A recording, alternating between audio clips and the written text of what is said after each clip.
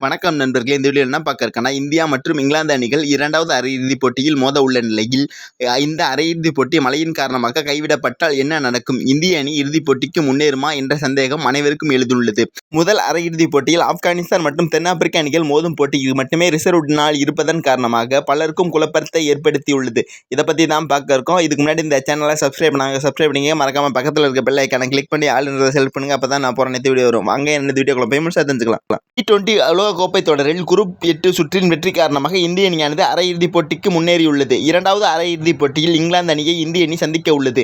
இந்த போட்டி கயானாவில் நடைபெற உள்ளது. இந்த போட்டி நடைபெற உள்ள நேரத்தில் மழை பெய்யக்கூடும் என்று வானிலை முன்னறிவிப்பானது வெளியாகியுள்ளது. போட்டி தொடங்குவதற்கு சுமார் 3 மணி நேரத்திற்கு முன்பு 60% அளவு மழை பெய்ய வாய்ப்புள்ளதாக வானிலை அறிக்கையில் குறிப்பிடப்பட்டுள்ளது. அதேபோல போட்டி நேரத்தின் பொழுது இடையிடையே மழை பெய்ய அதிக வாய்ப்புள்ளது. இந்த நிலையில் இந்த அரையிறுதிப் போட்டியில் மழையால் கைவிடப்பட்டால் என்ன நடக்கும்? இந்திய அணி இறுதிப் போட்டிக்கு முன்னேறுமா என்ற சந்தேகம் எழுந்துள்ளது.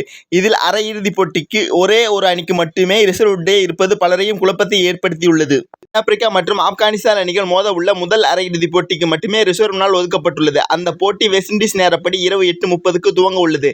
இந்த போட்டி நேரத்தை தாண்டி 60 நிமிடங்கள் கூடுதலாக ஒதுக்கப்படும். அதே நாளில் அந்த குறிப்பிட்ட நேரத்திற்குள் போட்டி முடியாவிட்டால் அதற்கு அடுத்த நாள் ரிசர்வ் நாளாக அறிவிக்கப்பட்டுள்ளது. ரிசர்வ் நாளின் பொழுதும் கூடுதலாக 190 நிமிடங்கள் வழங்கப்படும். அதற்குள் போட்டியை நடத்தி முடிக்க வேண்டும். அதே சமயம் இந்தியா இங்கிலாந்து அணிகள் மோத உள்ள அரையிறுதிப் போட்டிக்கு ரிசர்வ் நாள் ஒதுக்கப்படாவிட்டாலும் 250 நிமிடங்கள் கூடுதலாக ஒதுக்கப்பட்டு இருக்கின்றது. இந்த போட்டி வெஸ்ட் இண்டீஸ் நேரப்படி காலை 10 மணிக்கு துவங்க இருப்பதால் போட்டி நேரத்தை தாண்டி கூடுதலாக 250 நிமிடங்கள் ஒதுக்கப்பட்டுள்ளது. அதன்படி 2 அரையிறுதிப் போட்டிகளுக்கும் சரிசமமாக 250 நிமிடங்கள் கூடுதலாக ஒதுக்கப்பட்டுள்ளது. முதல் அரையிறுதி இரவு நேரத்தில் நடப்பதால் முதல் நாள் 60 நிமிடங்களும் அதற்கு அடுத்த நாள் 190 நிமிடங்களும் கூடுதலாக ஒதுக்கப்பட்டுள்ளது. ஆக மொத்தம் 2 அரையிறுதிப் போட்டிக்கும் 250 நிமிடங்கள் மட்டுமே கூடுதலாக வழங்கப்பட உள்ளது.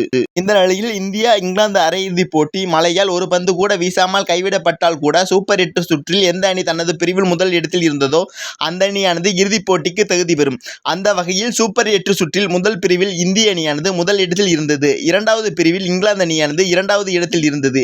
எனவே போட்டி கைவிடப்பட்டால் சூப்பர் 8 சுற்றில் தனது பிரிவில் முதல் இடத்தில் இருந்த இந்திய அணியானது நேரடியாக இறுதிப் போட்டிக்கு முன்னேறிவிடும் என்பது குறிப்பிடத்தக்கது. இதேபோன்று முதல் அரையிறுதிப் போட்டி 2 நாட்களும் மழையின் காரணமாக கைவிடப்பட்டாலும் 2வது பிரிவில் முதல் இடத்தில் இருந்த தென்னாப்பிரிக்க அணி இறுதிப் போட்டிக்கு முன்னேறிவிடும்.